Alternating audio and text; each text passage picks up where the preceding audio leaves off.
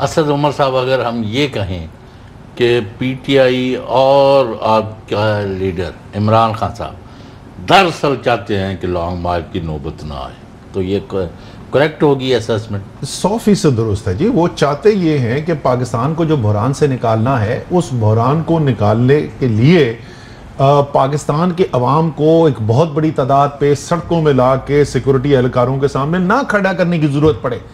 لیکن اگر اور کوئی راستہ نہیں ہوگا تو عمران خان چاہیں بھی, میں آپ کو بتاتا ہوں, میں نے میٹنگ میں بھی کہا تھا, اب تو یہ صورتحال ہے کہ ہم چاہیں بھی نا کہ نہ ہو لانگ مارچ, تو لانگ مارچ تو پھر بھی ہوگی. صرف اس کا یہی حل ہے کہ حکومت ابھی بھی. اچھا مجھے مسلم لیگ نون والوں کو نہیں سمجھ میں آتی.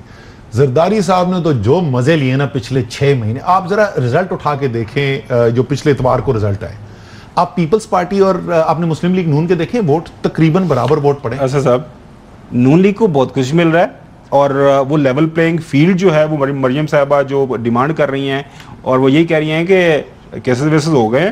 اب اگلی ہماری ڈیمانڈ یہ ہے کہ خان صاحب, اسد عمر صاحب اور باقی جو ٹاپ لیڈرشپ ہے, جو ہماری ٹاپ لیڈرشپ اندر گئی تھی, ان کو بھی اندر کریں, اس کے بعد ہم دیکھیں گے لیول پلینگ فیلڈ. ٹھیک ہے جی, آپ نے مکمل کر دیا. تھوڑی سی میں تصحیح کر دوں آپ کے تجزیے کے اندر, شریفوں کو بہت کچھ مل رہا ہے.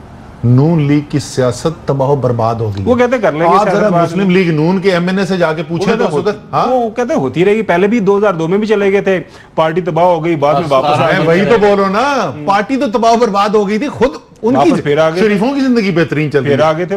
فرق صرف یہ ہے کہ وہاں پر سامنے ایک سیاسی خلا تھا, جو خلا آپ گملے میں پودے لگا کے نہیں پورا کر سکتے ہیں. جس دن وہ ریٹائر ہوئے, جنرل مشرف کی ٹرم ختم ہوئی اور دوبارہ سے سیاست کھلی تو وہی فورسز دوبارہ آ گئی. اس وقت پاکستان کی تاریخ کا سب سے مقبول عوامی لیڈر سامنے کھڑا ہوا ہے. اس وقت خلا کوئی نہیں ہے. اس دفعہ جو سپیس لوز کر رہے ہیں یہ واپس نہیں ملنے والی. تو اس وقت آپ نون لیگ کی سیاست کو تو انہوں نے دفن کر کے رکھ دیا ہے. اچھا الیکشن ہارنا تو دور کی بات ہے, وہ بیچارے بازار جا کے کوئی گولا گنڈا نہیں کھا سکتے.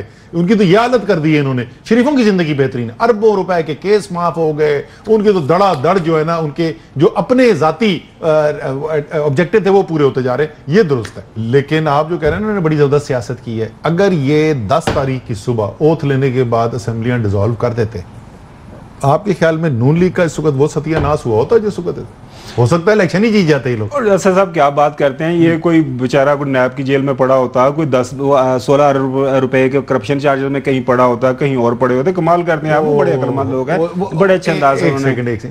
9 اپریل ہونے کے باوجود آپ کو یہ کوئی شک ہو رہا ہے کہ پاکستان کا انصاف کا نظام بڑا آزاد تھا, جو ان کو اگلے دن کیئر ٹیکر گورنمنٹ میں ان کی پروسیکیوشن. میری بات یہ آپ ایکسپٹ کر رہے ہیں, وہی میں کہہ رہا ہوں کہ وہی ہے نا کہ وہ تو پھر بالکل اپنی بات پہ اڑے ہوئے ہیں کہ ہم ٹھیک کہہ رہے ہیں. اچھا وہ جو جی پلیز جو سر اسد عمر صاحب, میں جو ہے نا یہ جو اس میز پر بیٹھے ہیں نا 3 اشیاء, تو عمر کے حساب سے بھی اور آن جاب خواہ وہ پالیٹکس ہے یا جرنلزم یا electronic media whatever, senior ہو, یعنی عقل کے حساب سے نہیں, اس حساب سے.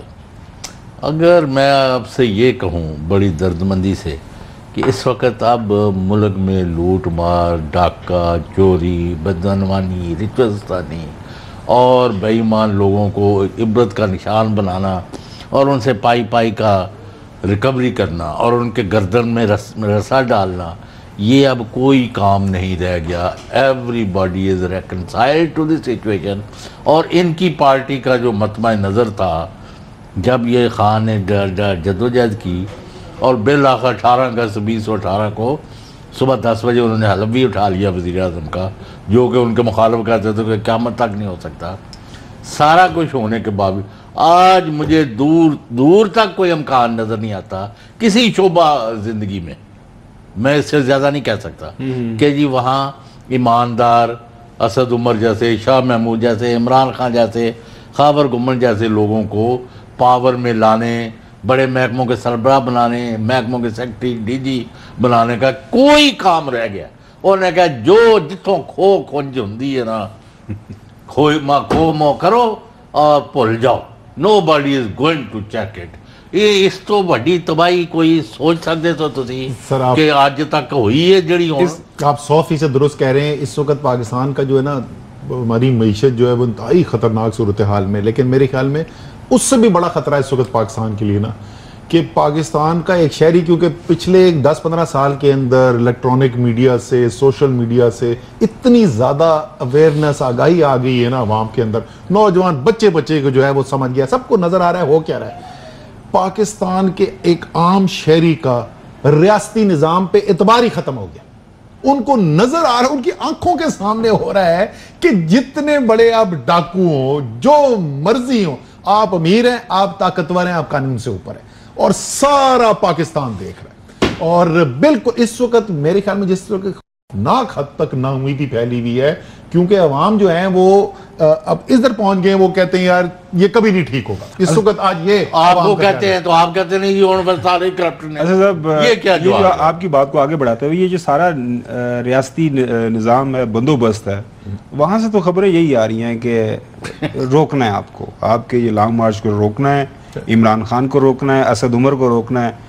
سر دیکھیں، اگر طاقت کے اندھے استعمال سے قوموں کے مسائل حل ہو سکتے ہوتے نا، تو پھر یہ بڑا اچھا فارمولا ہے، بڑا زبردست۔ آپ جی ہم کیا وہ کہہ رہے ہیں، ڈرون سے وہ ٹیئر گیس شیلنگ کریں گے، کروڑوں روپے کے فنڈ دے دیے ہیں، 44 کروڑ 44 کروڑ روپے، عوام کو روٹی کے لیے پیسہ نہیں بچا، لیکن وہ 44 کروڑ روپے دے دیے ہیں کٹنے کے لیے پاکستان کے عوام۔ وہ کہہ رہے ہیں پہلے ایکسپائرڈ کہہ رہے تھے، مارے تھے ہمیں، تو اس دفعہ ہم نے لیٹسٹ جو ہے نا، بڑی مہربانی، کتنا خیال کر رہے ہیں وہ پاکستان کے شہریوں کا لیٹسٹ ویپنز کے ساتھ۔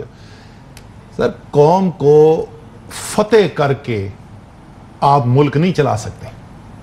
اگر ریاستی نظام پہ اعتبار قوم کا اٹھ گیا، اگر ریاستی نظام کی عزت عوام کے دل سے اتر گئی، آپ ملک نہیں چلا سکتے۔ تو یہ بڑی زبردست سوچ ہے، ہو سکتا ہے کہ وہ اس دن بے تحاشا ظلم کر کے روک دیں، ہو سکتا ہے کہ یہ ممکن ہو سکتا ہے نہ بھی ممکن ہو۔ بھائی دی یہ بھی ذرا سوچیں کہ جس تعداد میں عوام آنے والی ہے، لیکن یہ سوچ کس قسم کی ہے، یہ سوچ کس قسم کی ہے کہ میں اپنے ملک کو فتح کر کے جو ہے ملک چلاؤں گا؟ ایسے نہیں قومیں چلتی۔